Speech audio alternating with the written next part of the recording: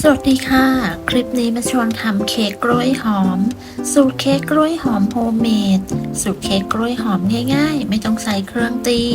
สูตรนี้เนื้อเค้กนุ่มฉ่ำรสชาติหวานน้อยทำง่ายมากๆ ไม่ต้องใส่เครื่องตีเลยค่ะ ถ้าใครชอบไปดูวิธีทำกันเลย เริ่มจากการบดกล้วย แนะนำไม่ใช้กล้วยหอมสุกงอมแต่ใช้กล้วยหอมสุกงอมที่แช่ฟรีซไว้ สีอาจจะคล้ำหน่อยแต่ไม่ได้เน่านะคะแจกบดให้ละเอียดพอหยาบ พอให้ทานแล้วรู้สึกว่ามีเนื้อกล้วยอยู่ จากนั้นเราไปเตรียมของแห้ง มีแป้งเค้ก แป้งอเนกประสงค์ ผงฟูและเบกกิ้งโซดา ใช้เป็นแป้งเค้กพัดโบกและแป้งว่าวร่อนของแห้งรวมกันเราพักไว้ก่อน ต่อไปเรามาเริ่มตีส่วนผสมกันเลย ใส่น้ำตาลทรายและเกลือลงไปในไข่ ใช้เป็นไข่ไก่เบอร์2จำนวน2ฟอง เสร็จแล้วตีไข่และน้ำตาลให้เข้ากัน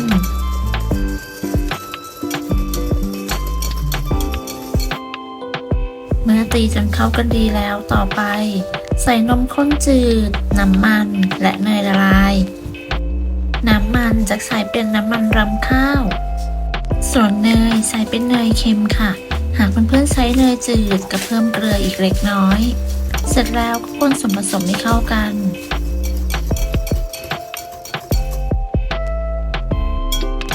คนส่วนผสมเข้ากันดีแล้ว ต่อไปก็ใส่กล้วยที่เราบดไว้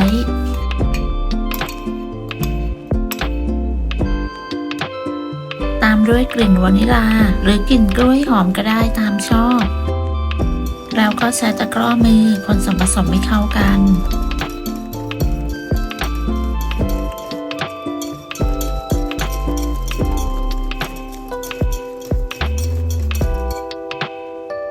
คนผสมจนเข้ากันดีแล้ว ต่อไปเราก็ใส่แป้ง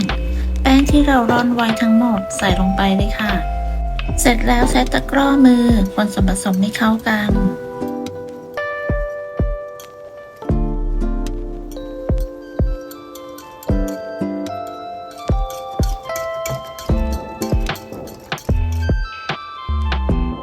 คนจนเข้ากันดีแล้วต่อไปเราก็นำไปใส่พิมพ์เค้กได้เลย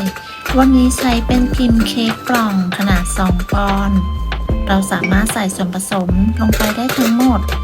ก่อนใส่ส่วนผสมให้ทาเนยหรือน้ำมันให้ทั่วพิมพ์ ส่วนผสมที่ได้ไม่ข้นแล้วก็ไม่เหลวจนเกินไป ใส่ส่วนผสมลงไปในพิมพ์เค้กได้ทั้งหมด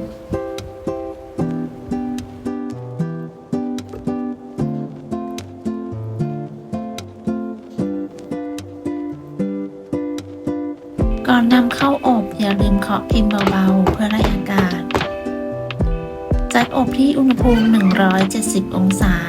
ใช้ไฟบนล่างไม่เปิดพัดลมใช้เวลาประมาณ35นาที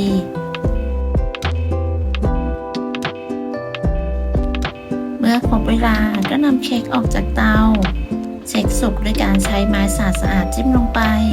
ถ้าไม่มีเศษเค้กแฉะติดออกมาก็คือสุกแล้วจากนั้นเราก็จะพักเค้กไว้ให้เย็นเมื่อเค้กสุกแล้วก็นำเค้กออกจากพิมพ์ได้เลยจากนั้นก็นำมาตัดรับประทานได้เค้กกล้วยหอมสูตรนี้เนื้อเค้กนุ่มฟูหอมรสชาติหวานน้อยวิธีการทำง่ายมากไม่ต้องใช้เครื่องผสมอาหารจะทำใส่พิมพ์เค้กหรือว่าจะทำใส่ถ้วยคัพเค้กก็สามารถทำได้หากทำใส่ถ้วยคัพเค้กก็สามารถใส่อุณหภูมิเท่ากันแต่ระยะเวลาการอบอาจจะไม่เท่ากันต้องคอยสังเกตเนื้อเค้กนุ่มฉ่ำหอมมากๆมองดูเหมือนอาจจะแข็งกระด้างแต่จริงๆแล้วเนื้อเค้กนุ่มมากค่ะสูตรนี้รสชาติหวานน้อยอยู่แล้วหากเพื่อนๆชอบหวานหน่อยก็สามารถเพิ่มเติมได้